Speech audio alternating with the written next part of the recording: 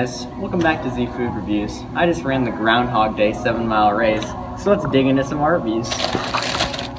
Today, we've got the Arby's beef gyro.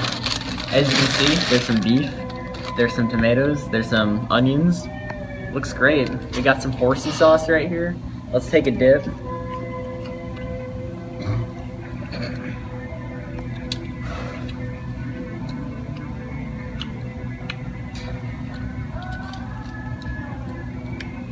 Alright, I'd give that a 32 stars.